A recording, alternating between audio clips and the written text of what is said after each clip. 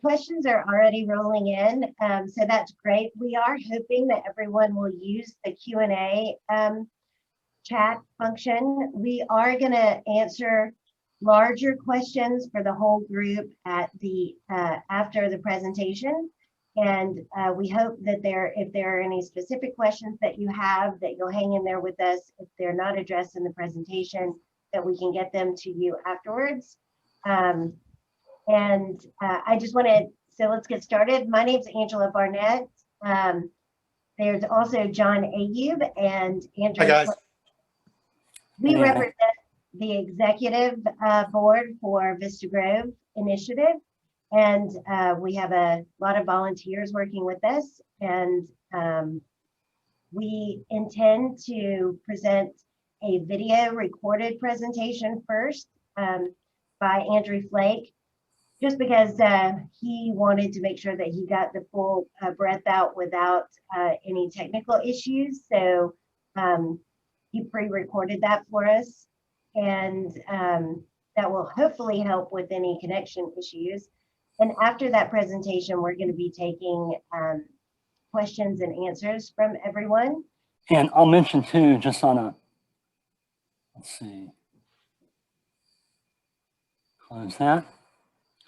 Short personal note, the other reason I have recorded it, I had a surgery on my mouth, and so I still have a little bit of a vocal impact. I'm getting back to 100%, but it was a little easier to do that. That was earlier in the day, so when you see the sky change color, don't think that anyone has any miraculous powers here. This was just about 5 or 6 hours earlier in the day. So send questions in as we go, if you have them. And then after this, we will leave time at the end for questions as well. All right, let's try it out. Here we go. Good evening, and thank you for joining us for this conversation sponsored by Vista Grove Initiative. We are at an inflection point, a turning point in this community. We can decide either to continue to move piece by piece into existing cities over time, losing a central voice and the ability to plan for our area comprehensively, or we can take our destiny into our own hands. Doing so in order to maximize the most benefit for area residents and now for the county as a whole is what the move to integrated city-county government is all about. My name is Andrew Flake. I'm one of our volunteer board members with Vista Grove Initiative. VGI was formed to foster conversation about our civic options, to learn, educate, and discuss the community's future, including potential cityhood options. I got involved with Vista Grove because, like many of you, I live in and love the area. I have children in DeKalb schools. I actually grew up here. I graduated from Tucker High School, and I know this is a great area. We want to maintain and enhance our quality of life. My own experience has been showing up, getting involved, taking action, just like you're doing here tonight, makes a real positive impact. But Vista Grove is not any one person's project, Vista Grove Initiative's project, my project, or any neighborhood or group project. It is a shared effort and a shared movement, and it will take the participation of everyone here tonight, and indeed many more besides, to move forward. Here's a basic truth, one that is easy to forget, especially given all of the cynical rhetoric we've heard at the national level recently. It is a privilege to be part of and to form local government. The changes that make the most difference in our day-to-day quality of life, connected sidewalks, new parks and trails, attractive and accessible retail and shopping, those all happen at the local government level. As one of our community's legislative leaders, Sally Harrell, Senator Harrell has said, local governance matters. It's the final safety net should the larger government fail the people. And we've really seen the truth of that keenly in recent months. The fundamental purpose of that safety net, of course, is to maximize the well-being of all of the area's residents. So on that subject of well-being, let's start by asking, where do you get the most joy and fulfillment in your day? I would guess it's not from a long commute or sitting in traffic, especially if what you're driving past is a cluttered intersection or a wide expanse of cracked asphalt. It's not from having to walk down your street and be brushed aside when there is no sidewalk and a car passes. And I'm sure it's not driving for 15 minutes on the interstate to get to a local park, spend some time in the outdoors. Imagine instead spending a day in a community that you have designed together with your neighbors to create real fulfillment. During the week, just checking walk or bike down a continuous path or sidewalk to your children's school. Hey, just checking you've got on the weekend or afterward. Okay, walk or bike. So I think the format is it's just a video that plays a shopping area. No pictures in any Hill or Emory Hills or Northlake or bike or one of our area parks. All right. As you walked or bike or perhaps took a community shuttle, you would see new area parks that had been acquired. You would see a recreation center being built that would be a center for activities and adult education and programming, youth education and programming in the area. And as the hub of that transit, the Vista Grove Greenway, a multi-use trail running in our area from south to north with offshoots connecting our schools, our retail and commercial areas, our parks, and other community spaces. This vision is based on real examples enabled by city-county partnership all around us. And it's one that we can fulfill here in this area too. But to accomplish it is going to require the hard work of citizen engagement. It's going to require our patient participation in the ongoing process of city creation. The transition to a city-county form of government and maintaining a successful city depends on the whole community, the showing up, the voting, the study, the active participation on committees of all of us, of the whole community. It means that you make a decision, perhaps here tonight, that this work has meaning for you, that you want change, and that you're ready to take action. Let's talk first about how city-county partnership works. Second, what it would look like in the case of Vista Grove. And third, how you can help move the process forward.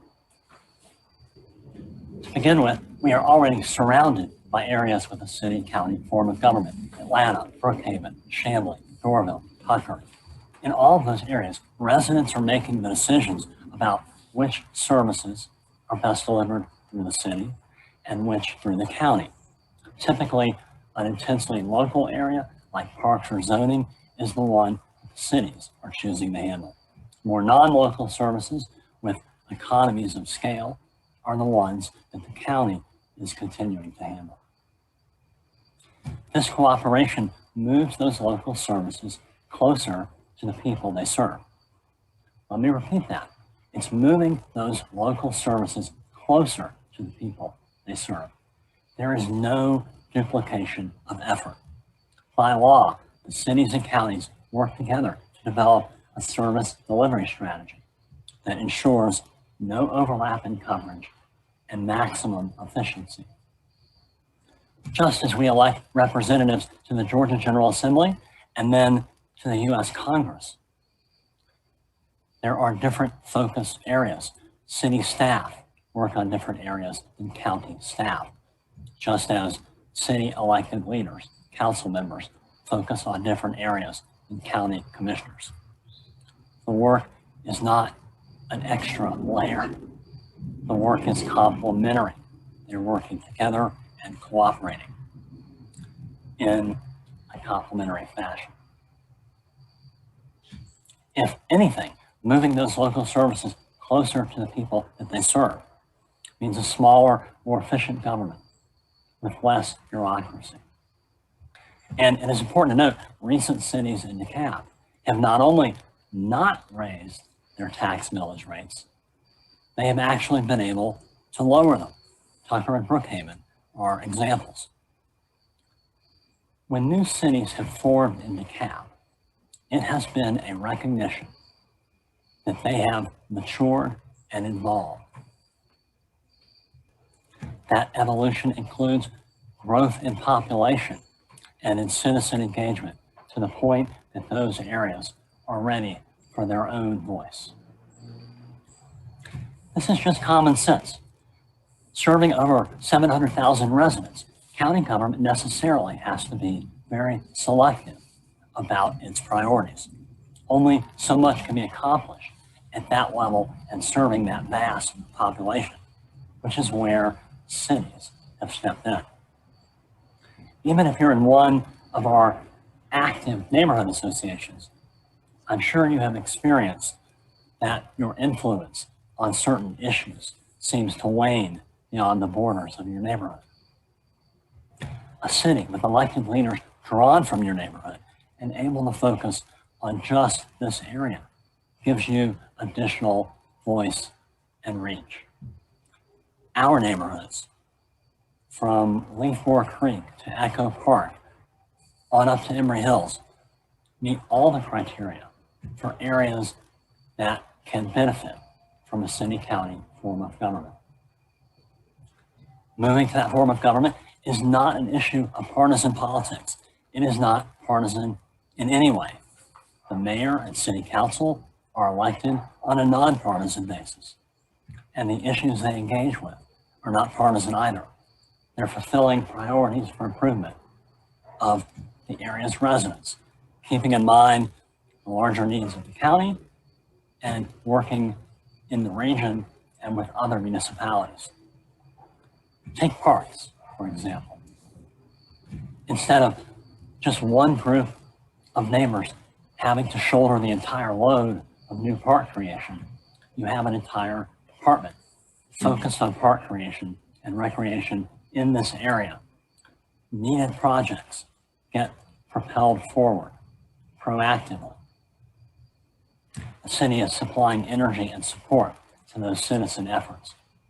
One of the most exciting of these potential projects I alluded to earlier, the Vista Grove Greenway. We're situated between two vibrant river tributaries, the North Fork and South Forks of Peachtree Creek. Let's take a look. Imagine a multi-use trail between them, running from the south to the north. The Vista Grove Greenway would sit at the center of an active bike and trail network with offshoot connections to our schools, our retail shopping areas, our churches and synagogues, and our parks and other public spaces.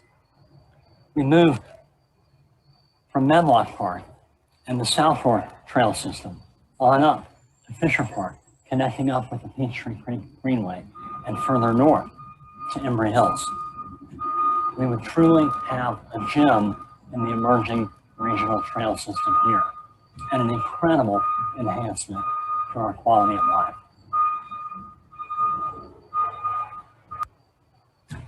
But while the notion of such a connection and even general concept maps have been around for more than 20 years, it's time to begin that work. It's time to acquire easements. It's time to make a specific plan. It's time to begin allocating funds and taking steps to make the Vista Grove Greenway a reality.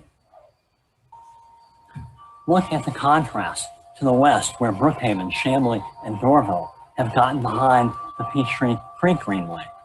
They have been working to connect themselves segment by segment, focusing on building out that trail system. Tucker is working on its own expanded trail system. The work is going on in cities across the region. Just imagine, too, what it would mean to be plugged in to a regional trail system that eventually will be able to connect us all the way to the Atlanta Beltline. all around the metro. Local citizen engagement on trails backed with active, locally focused government is making that happen. It's incredibly exciting, and we have a chance to be a part of it. This work of connection is exciting. We don't have to remain the way we are, marooned and unconnected. A city government with its own parks department will be focused just on specific planning and implementation for this area, with examples like the Vista Grove Greenway. In a sphere like that, the city is well situated to complete the work and move it forward now and in the short term, not many years down the road. The good news is that we are close. The creation of a city government begins in the Georgia legislature with a bill that's introduced, including a city charter, and that authorizes a vote by residents in the area.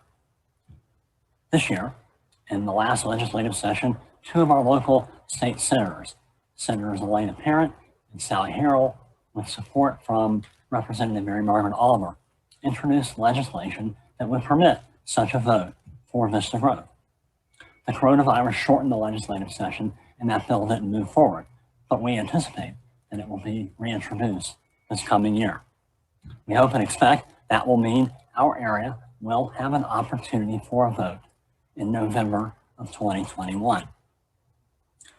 Following a successful vote, there is then a smooth 2-year transition process of preparing city operation. During that time, city elections are held. The new city government during that time solicits intensive input from residents in order to identify priorities and develop a long-term plan.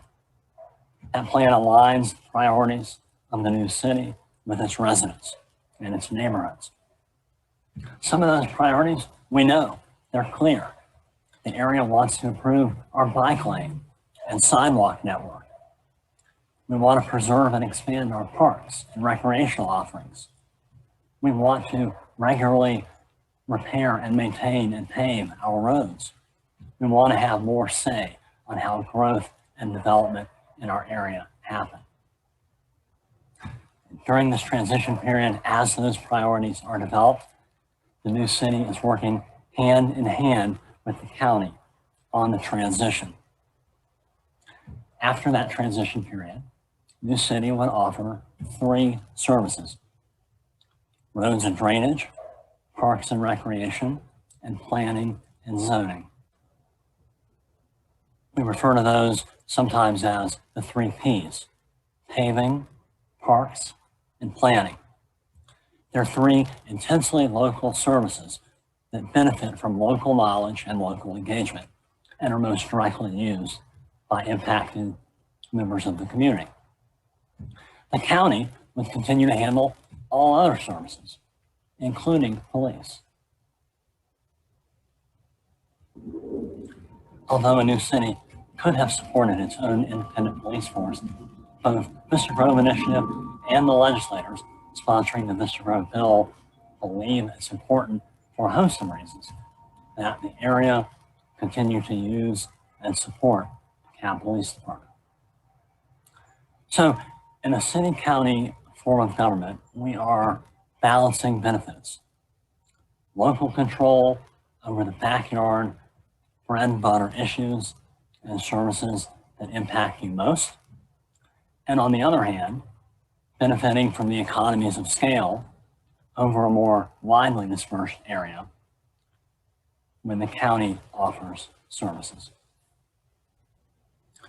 In meeting future needs, we enjoy flexibility in how to deliver those services through the county, through competitive bid, or public-private partnership, or even working with other cities.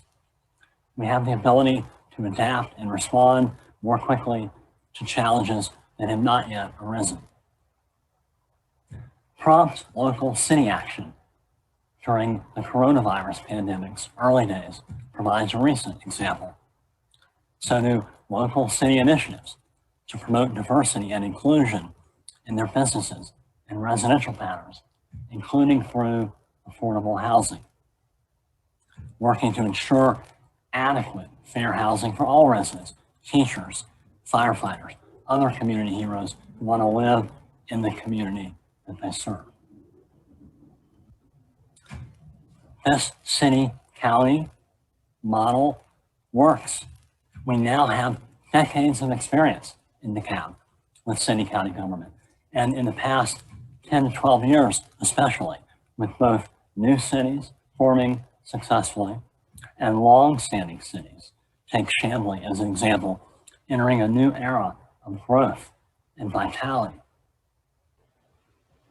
In fact, I think you can describe this as an era of active city-county cooperation. You'll often hear us at Vista Grove Initiative and our county CEO and other elected officials referring to DeKalb cities and to the county as partners. This partnership, this cooperation is yielding great results. From cooperation in trail construction, we talked about, to shared park school projects, to joint transit planning, and on and on and on. Now, thus far, we have in Vista Grove, unfortunately, been missing out on many of the benefits of that city-county cooperation. And moving the work of city creation forward will help address that. Now, certainly it needs to be said that from time to time, cities themselves disagree, and even the county and cities may on certain issues. The recent annexations by Brookhaven of property at North Druid Hills Road in Briarcliff provides an example. In the view of many of the county's elected officials and indeed residents of Vista Grove, Brookhaven may have acted too unilaterally and without sufficient regards to impacts on our schools in offering tax abatements and in trying to encourage annexation of those properties into Brookhaven. I would offer, however, that Brookhaven and that activity may be more of an outlier. Brookhaven's charted a direction for its own development that doesn't fit necessarily with what other cities want, certainly not what most residents in Vista Grove want. And so far as we've heard those views expressed over the years in many meetings and forums. And this is really another point in favor of choosing to incorporate ourselves now, rather than becoming part of an existing city. We can decide on the kind of development that works for us. By handling our own planning and zoning through a city actively, it's not happening to us passively. When we plan out our future in this way, we're reducing the risk of haphazard development and lost opportunity. We're choosing not just to develop, but to design. And to be precise, it's really overdevelopment, not growth and development as such, that we want to avoid. The right kind of development serves the community and is necessary to its enhancement. Attractive commercial and multi-use additions make our aesthetic more attractive. They contribute to convenience and quality of life. They also help with area finances. Although Vista Grove already enjoys a strong residential tax base and other revenue streams, adding new businesses decreases reliance on residential city taxes. It allows the city to enhance the level and scope of service that it provides. The key is that growth and development is part of a thoughtful and comprehensive plan that we have developed together. Brookhaven itself and Tucker, as an example, have been able to actually reduce their overall city millage rates, such that a resident of one of those cities now, who owns a home of the same value, is paying less than corresponding resident in unincorporated DeKalb. In addition to economic development and the service delivery aspects we've talked about, we know that cities are excellent at building community. In a city of Vista Grove, expect more and better festivals and sponsored community events. Expect a lively level of communication about those events and support from local organizational efforts. Expect opportunities for committee service and volunteerism. Expect recreational programming and a recreation facility to fill a needed gap, especially in the lives of our young people. In all of these areas, being part of the city is giving us a more direct role in shaping how our neighborhoods and communities move forward and develop. We have more voice on the projects that are important and in how funds are used to implement them. A city is looking in a comprehensive way across all of our residents and neighborhoods and community areas together. We're often asked about remaining in the ever-shrinking unincorporated area. The shaded areas here are existing cities. The green boundary would be the proposed border of the city of Vista Grove. While no one has a crystal ball, based on our study, current trends, and discussions with many of our elected officials and other stakeholders, we do not see remaining unincorporated as a viable option any longer. The forces that impel city creation have been set in motion. The attractiveness of the city-county model is causing businesses to choose to move from unincorporated DeKalb into nearby cities to take advantage of that model. When those businesses move into nearby cities, the neighborhoods that are near them then feel pressure. They want a way to influence decisions being made that may impact them. And that pressure is forcing them to move. The La Vista Park neighborhood, which moved into Brookhaven, is a recent example. To be clear, these are not cities forcing businesses and neighborhoods to move. These are choices those neighborhoods and businesses are making themselves, often as a result of this cycle of annexation.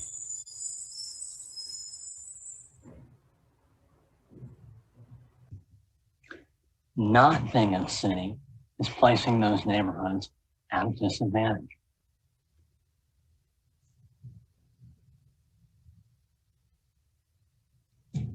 As Senator Harrell and Senator Parent remarked in a joint statement discussing their sponsorship of a bill to permit a Vista Grove vote, there is a disadvantage there.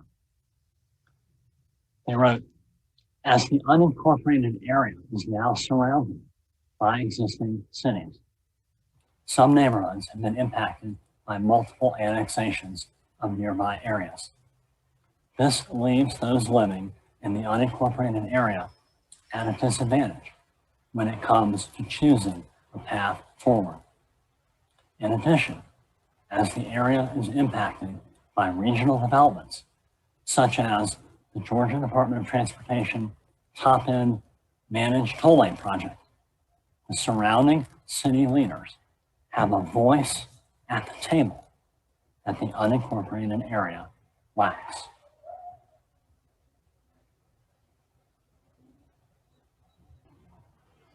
Here again, this issue of annexation is not speculative. Since we began studying the issue more than 3 years ago, and it's been talked about for longer than that, this prediction has been fulfilled time and time again. Briarcliff Village Shopping Center annexed into Tucker, North Lake Mall annexed into Tucker. These are projects that typically prefer a more streamlined, locally focused permitting project, often because they have particular expansion or improvement plans in mind. Emory University annexed property into the city of Atlanta. Brookhaven has, through its own annexations, continued to move down the North Druid Hills corridor.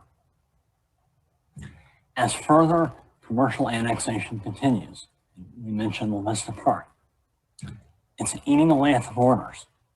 It also saps financial resources and limits the option of a potential new city. Right now, the new city of Vista Grove would rest on a strong revenue base and diverse sources of revenue. But as businesses move out of the area, that's an opportunity lost to reinvest in the area. It's an opportunity lost to bring additional revenue in to help support and improve the area. There is one way to stop that process, but we believe our last meaningful opportunity is coming up in 2021. If we don't want to be subject to continued piecemeal annexation, we can shape our own plans through the thoughtful creation of a new city. Otherwise, we can stand by while this cycle of annexation of commercial continues, while this cycle of compelled neighborhood annexations continues. It will work its way over time, as it necessarily has to, from the border inside, creating a shrinking residential donut hole at the center. To date, that's been happening parcel by parcel on a piecemeal basis. At some point, if the trend continues, it may indeed push existing cities and the legislators to consider a more organized proposal for some kind of larger annexation for the area. Right now, we already know current neighboring cities have commissioned a university study at the University of Georgia of what overall cityhood, overall municipalization would look like for the whole county, for all the remaining unincorporated areas. From their perspective, that's an understandable and appropriate exercise. But in our area, remaining unincorporated areas, we need to be clear-eyed about what that means for us. Turning to the proposed map of Vista Grove. The originally proposed map included areas outside of the perimeter, outside of I-285. In the legislators' revisions to the map last year, those borders were changed to limit themselves to entirely inside the perimeter. Tucker, Brookhaven, and Chamblee abut to the east and west, and North Druid Hills, including the Tocco Hills commercial area, generally run along the southern border. That change essentially cut the city population in half, but made the proposed city more of an in-town city. For some, this is frustrating. In the larger Vista Grove area, we're all part of the same community. We shop and worship in the same places, attend the same schools, take our families to recreation to the same places. Nothing in the map, you may feel left out, and we understand. If you're now adjoining the Vista Grove map, but your neighborhood was not included as part of this revision, know that you do and will have options for inclusion in the future. As we think about the area outside of city's borders, let me also say a word about how city growth can serve as a rising tide, one that benefits not just area residents, but the county as a whole. There is an old canard, a false narrative that the city-county relationship is oppositional. That's simply not the case. The mayors and the county CEO regularly acknowledge the reality. City-county government is a valuable partnership. The model is extremely cooperative. Suggesting otherwise or stoking an oppositional mentality is simply outmoded thinking. It doesn't reflect how the county and the city partners are working together in the county every single day. Vista Grove Initiative from the beginning has thought extensively about the ways that we can take that cooperation and move it forward even further, strengthening the whole county in the process. Keep in mind that in general, the portion of the overall tax bill for people who live in a city that goes to the city is a very small fraction. Here's a sample tax bill for an approximately $300,000 property. That one line item, unincorporated tax district with the red arrow on the left, shows the only line item, the only revenue that if a city forms is then mapped over and paid to the city. That's it. Here on this tax bill, out of an approximately $4,000 annual bill, it's about $225. It's generally somewhere between 5 and 6% of the overall net tax bill. Very, very small portion.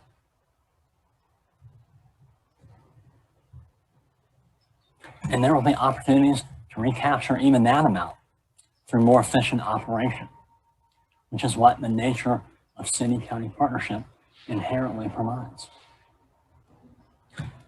Transferring that small, specific, designated revenue to a new city also doesn't mean and hasn't any cut in service level or any increased tax in remaining unincorporated areas.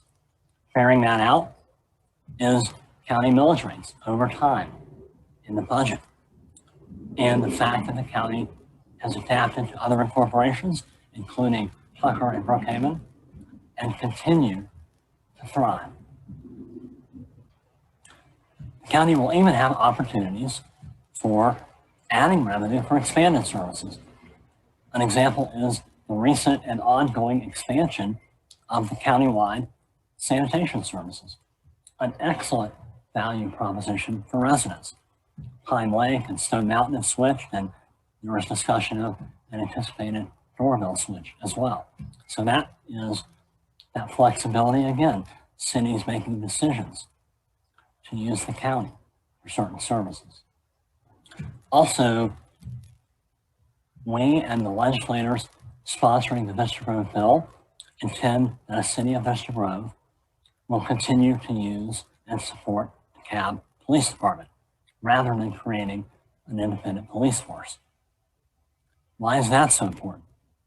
It means the designated police revenue for our area stays in our area and stays with the DeKalb Police Department. You can see on your tax bill that separate line item for police services, and it is a substantial amount. If a neighborhood area in Vista Grove moves to a city that has its own police force, a Chamblee or Brookhaven or Dorville, the revenue for that area is then paid into those cities to fund their police force. It's not then available for the DeKalb PD.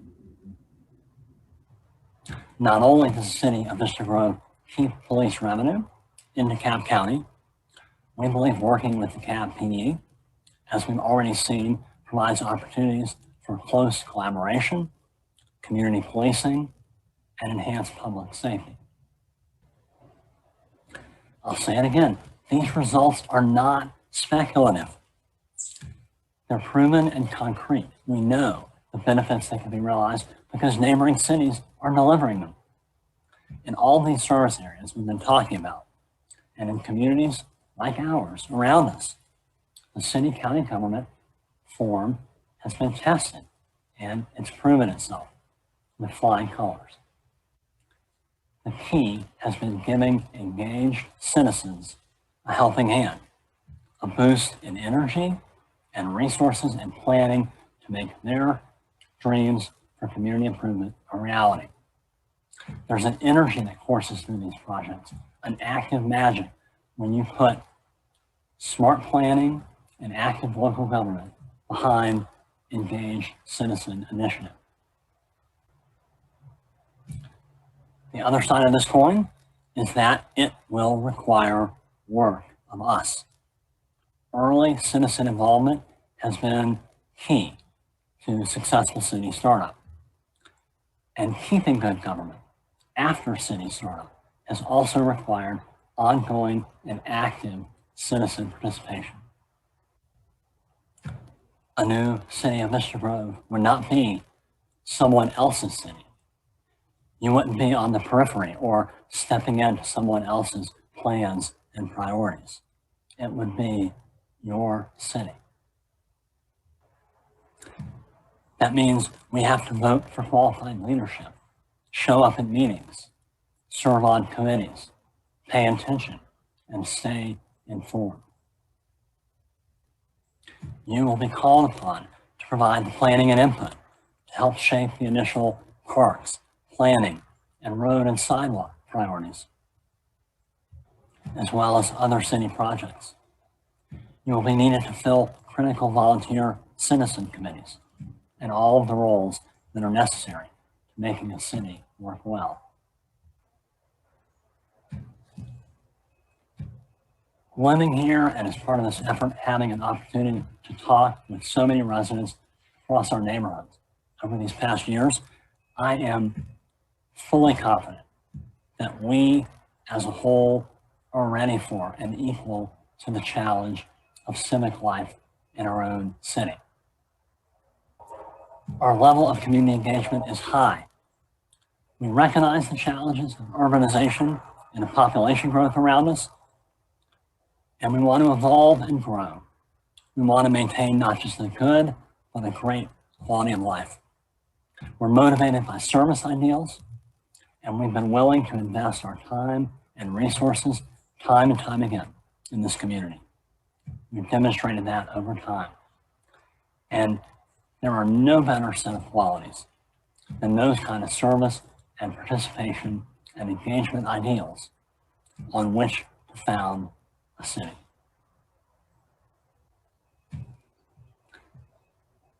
Thank you again so much for investing your time with us this evening. I know we've been over a lot of information, and I want to refer you, if this is something that motivates and interests you, to vistagrove.org, our website, for more information and details on specific aspects of what we've discussed. You'll also find there other opportunities for staying informed and for volunteering with Vista Grove. We'd also like to ask you to consider, if you believe in this mission and movement, donating to Vista Grove. This is really important. Your contribution helps support this all volunteer effort, including our programming, meetings like this one, and other educational outreach. So we've been receiving questions over chat as we've been going, trying to answer some of them, and now we've also allocated time to address those questions now. So thank you again, and let's jump right into questions.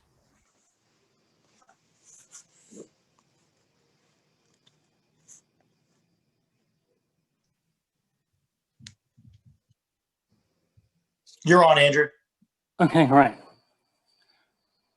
Well, thanks everyone for bearing with us. I think that went well. This was something a little bit new. And I think we've been answering questions as we've gone. There are a couple of questions. Andrew, first, can you restart mine and John's video so we're not talking to pictures? So I have a question that just popped up, and I'll read it while you're working on our video.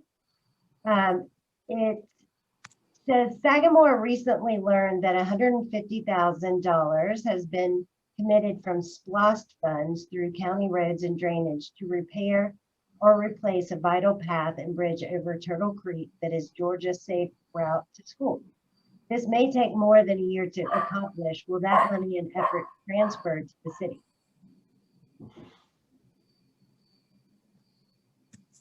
Angela, try to turn your video back on and see if that works. Okay, did you hear my question? I'm happy to answer that.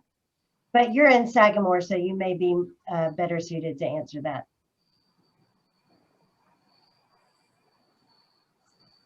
Andrew? I'm sorry, I didn't hear the question. Okay, it's in the Q&A. It's Sagamore recently learned that 150K is being committed from SPLOST funds. Oh, I see it now. Okay. I see it now. if the county starts work, I don't think there's a necessary or necessarily rigid answer to this, but I would imagine that it would see it through. Certainly, if that were still ongoing when a city were up and running and there was organizational effort or assistance the city could provide, it would. And whatever happened would be the city working with the county to make sure that we got to the finish line as soon as we could. So whatever was quicker and more efficient. So I'm going to go through a couple of questions that were asked in the Q&A, just so that we can make sure that everyone, gets the answers. So there were questions about the referendum in general and the timeline. If you want to take a second to talk about that, it's essentially asking if the bill that was presented by Senator Parent and Senator Harrell in 2020 would transfer over to 2021. And I'm happy to answer that, or someone else can take it. Go. So essentially, the bill was introduced on a Thursday, and the legislators were sent home on that Friday afternoon, and the world kind of shut down generally. When the legislators went back into session, they were focused on the more pressing issues at hand, and it was not an appropriate time for a cityhood debate when people were losing their housing, people were losing their jobs, people were getting sick, and our hospitals were overrun, and we also were dealing with some hate crime bills and things with some of the social issues across our country. So it wasn't an appropriate time then to bring cityhood back in front of our legislators. So it sat. It would, however, while it would be reintroduced in 2021, it would get the benefit of a second year bill, so that we would not need an additional year to get that to a referendum. So we would reintroduce it, or our legislators would reintroduce it in 2021. And if we were to get it passed through the House and the Senate and signed by the governor, then we would have the opportunity to vote on Vista Grove in November 2021.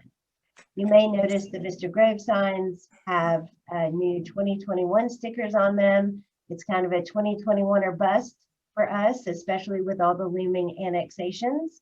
And that brings us, nice bridge, to another question that we were asked.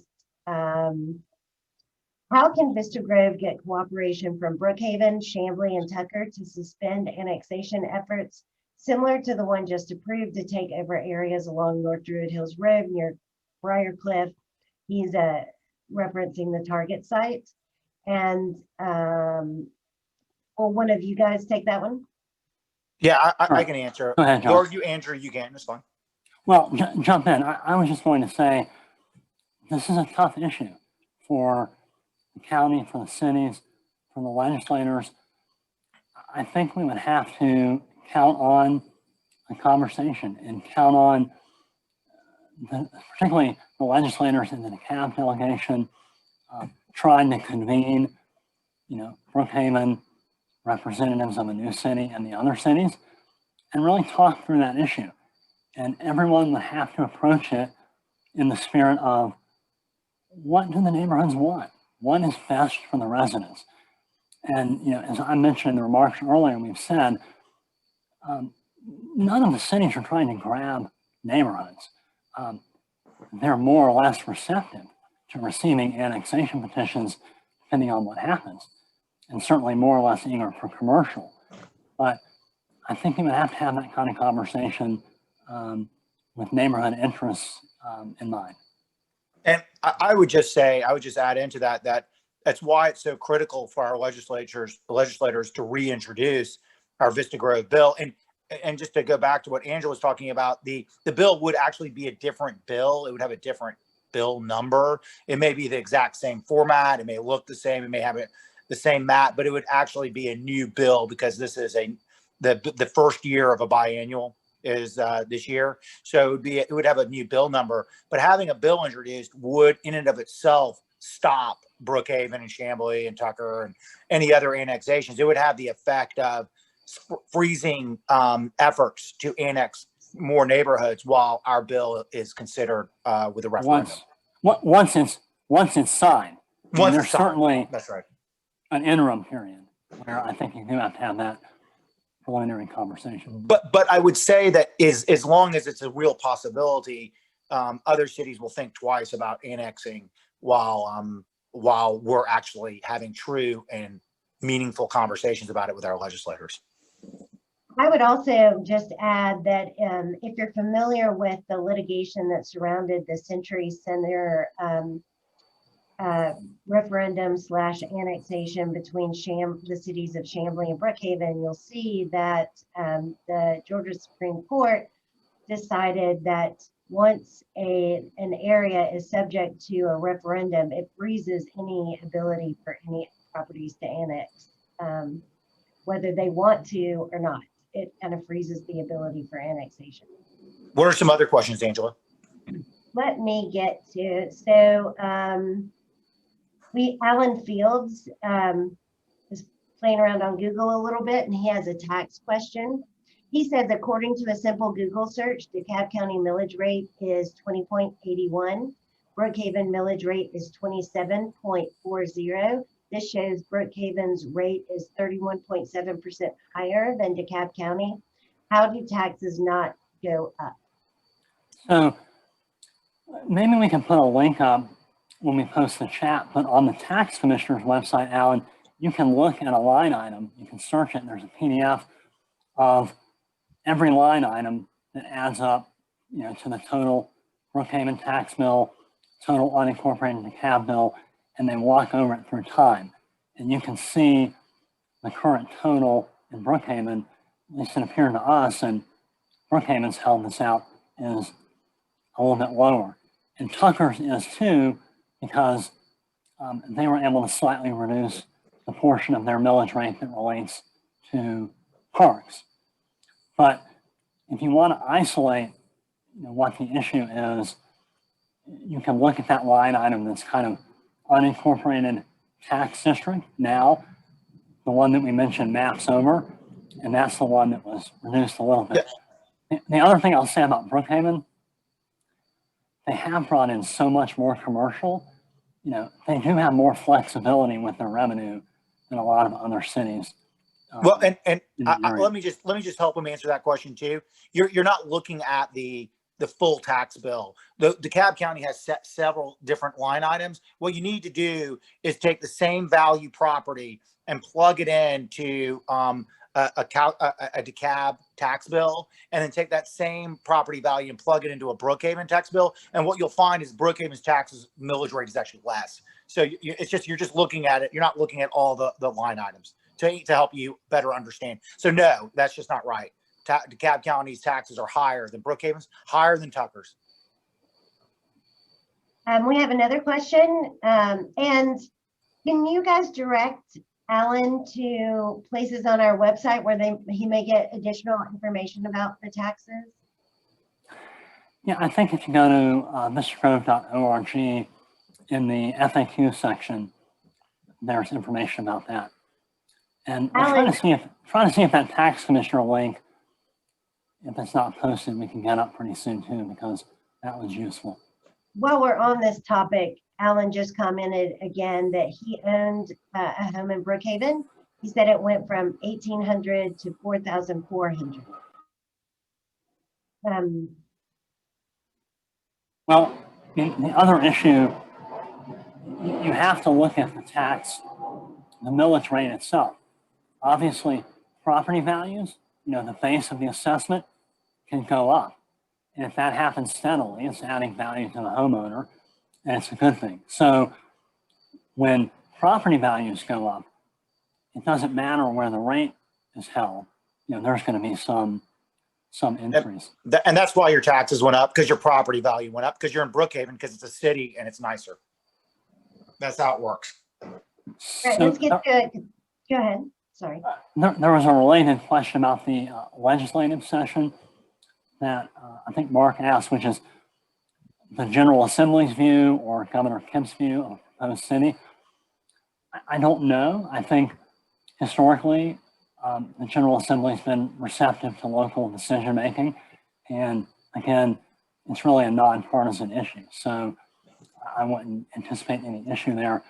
Very positively, the sponsoring group of legislators last year started working to build consensus in our local DeKalb legislation.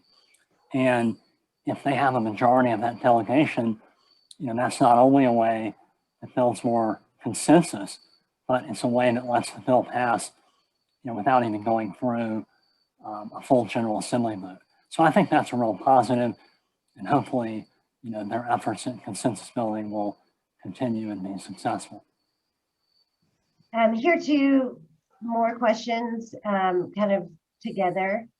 Do we have enough commercial property left to support us? And can Tucker and/or Brookhaven grab more land before November 2021? I may have already addressed the land annexation issue. If we make it through to referendum during the 2021 session, as soon as the governor signs our referendum, that would freeze any additional annexations until a vote. And then if we vote and in the affirmative, then there would be no more annexations of anything that is within the Vista Grove map. And now, does someone else want to talk about the feasibility, the commercial property question? Sure. I mean, we have, and again, the map change was a legislative decision. We had a larger Vista Grove, sort of a larger Vista Grove community in mind with the original map, but the remaining area, going from a strong residential tax base, is even stronger in terms of the property values that it makes up. And there's still a nice mix of commercial. So yes, everyone that we've talked to, including that legislative group, seems to feel really comfortable based on the tax base that are feasible. And the city works from the revenue it has and builds from there. So we have a really strong, as I said, residential tax base, plus that existing mix of licenses and fees that a normal city has. Roughly and approximately half the size, if you sort of take that rough methodology, you go from a $24 million or so revenue budget to one that's more, like $12 million or so. Again, a really, really minuscule part of an overall $3 billion county budget, but revenue that is and would be really significant to the kind of projects we're talking about here in the area.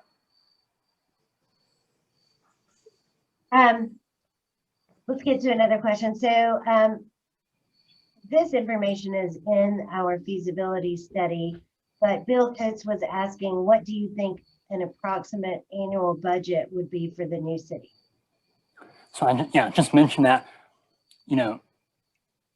really sort of roughly taking that CBI, University of Georgia methodology, where a lot of it's kind of looking at geography and population and saying you reduce that by half.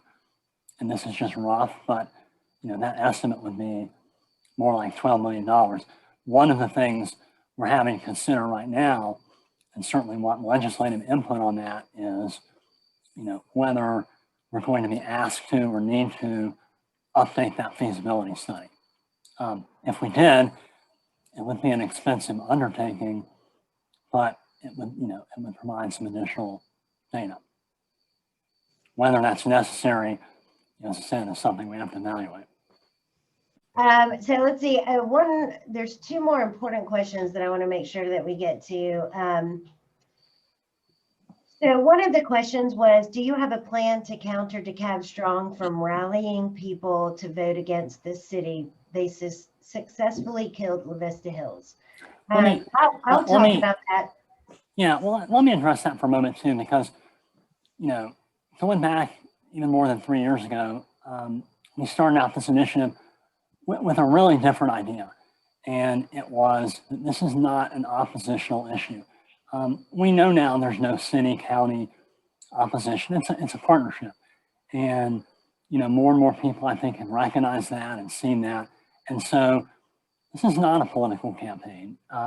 This is about education for the community and letting folks make a choice.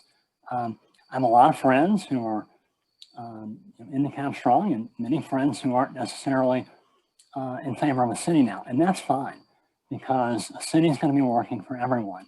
And we're not going to have a win for everyone with any kind of, you know, oppositional us versus them mentality. You know, we have to look at the reality of city-county cooperation. And we've really been listening. And I'll tell you, DeKalb Strong has some thoughtful folks and ideas. And when we've heard suggestions, we've listened to them. Police is a great example. Their input and many others on the importance of keeping DeKalb police strong is part of the decision process, you know, to use an independent police force. And a new city of Vista Grove, especially when you compare it to being annexed in other areas, is more, you know, wealthy and is more county friendly and supportive of that partnership and win-win solution than any other new city, I would say, in the area. And we've been committed to it from day one and are still committed to it. And that's going to continue to be the case right through that transition period. So if there's a real concern about how we keep the county strong, I anticipate there's going to be a lot of collaboration and good discussion about how we stand the city up, get it started, and do it for the benefit of every resident in the county. And we really welcome that conversation. I think it's going to be a real positive. And just to add to that, we absolutely want to partner with people who maybe have a different idea of what a city should look like and hear their ideas and their input. But of course, if we get a bill, we will be campaigning in the way that you normally campaign for something. We will, you know, we will put up signs, we will have community engagement, but our hope is that it's extremely positive and productive discussions. And like Andrew said, not really in the style of a political campaign where it's oppositional. It's more, hey, like, here are the points. This is why we want a city. These are the things that are good for our community. You know? And we've had great forums to date on that, you know, that are legislative sponsoring and otherwise, where there's been really constructive conversation about the pros and cons.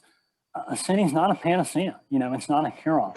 It's an absolutely great solution for some of the challenges we have, but you know, we need to look at all aspects of it, and we need to learn about not just what's been good in other cities, but what hasn't worked as well. That's another great opportunity we have to learn, grow, and build on that. Angela? I'll just add also that education and is the key.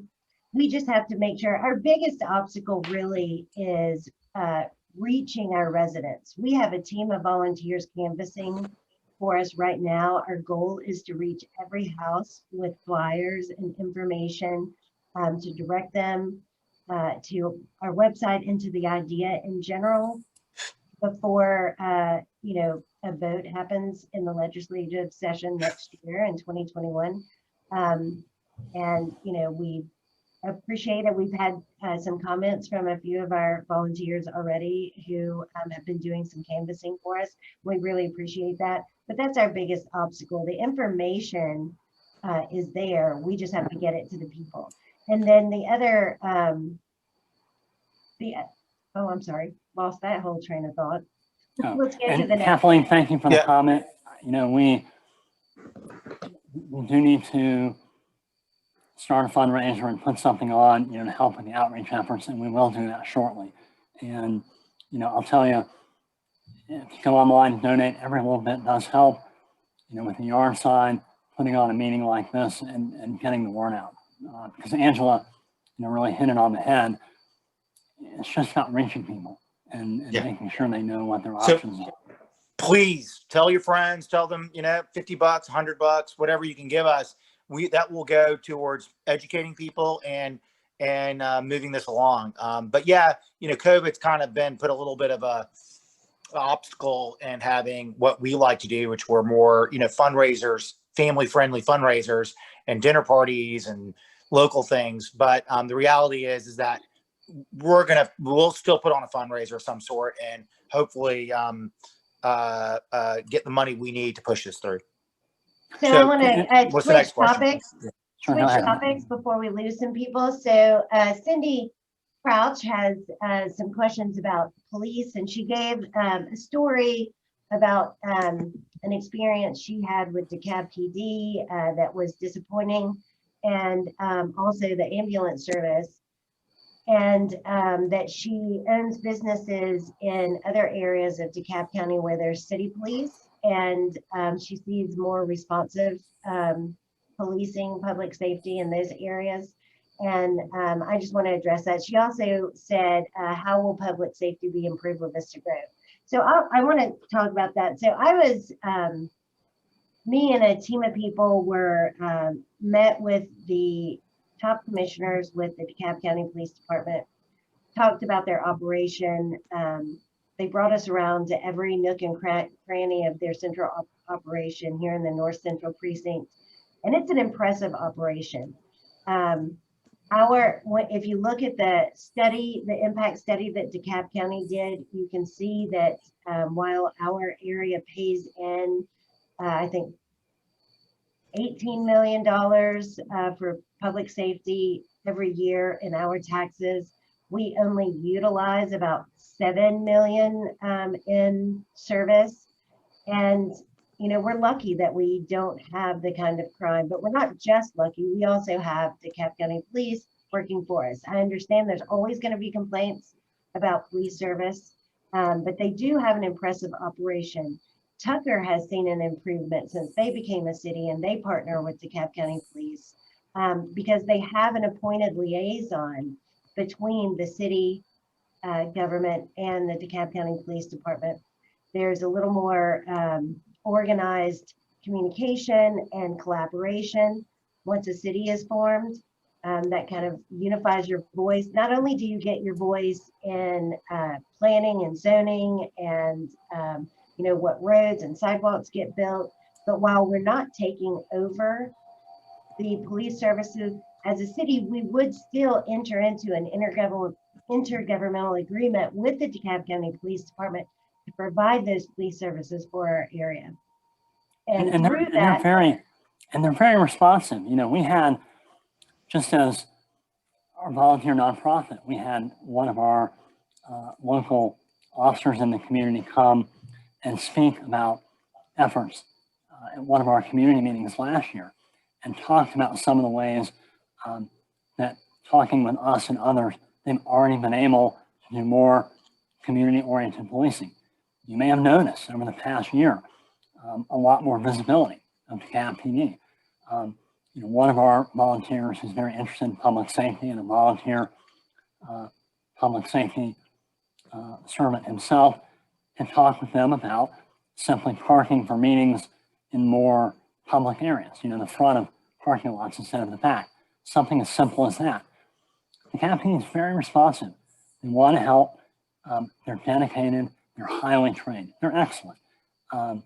You can imagine that kind of responsiveness and collaboration is only going to increase when you have an official liaison for the area between the city and the DeKalb PD. Tucker has done something similar. I want to say that after our meeting with DeKalb County Police Department, we told them that, we're not seeing the police. Just as the initiative that we've created, the meetings that we've had with DeKalb County Police have resulted in increased patrols, increased visibility of our police officers in our footprint. They made some changes to satisfy some of the information. Sometimes there's just not a communication. There's not as much of a neighborhood community communication between neighbors and the police department. And that's a function that cities can serve when they continue to partner with DeKalb County Police.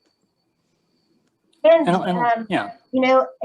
in any employee our contract relationship, you know, you have to hold up your side of the contract. And if that doesn't happen, you know, then you have the opportunity to have them address it. There's some accountability. There's some, you know, there's some hard questions and hard answers that have to happen if services are not being provided in a way that satisfies our citizens, because you will be coming to the city council. The city council will, and that liaison will be going to DeKalb County Police. I think it's probably time soon, you know, for a separate Zoom or meeting on public safety, because there's some really exciting initiatives and collaboration and things that can be accomplished. And again, Tucker has been modeling this in a lot of respects, you know, working with the DeKalb PD. So I think we're mostly close to where we wanted to stop. I think this technology has been great. Any technical errors, I'll take responsibility for in any snafus, but overall, you know, short of being in person, you know, this is quite nice, and the live Q&A is great. Maybe we'll try for our next one to have, if you guys like it, and give us some input, you know, visibility on everyone. So more like a town hall. We're kind of working through the technology. But overall, this was, I think, great.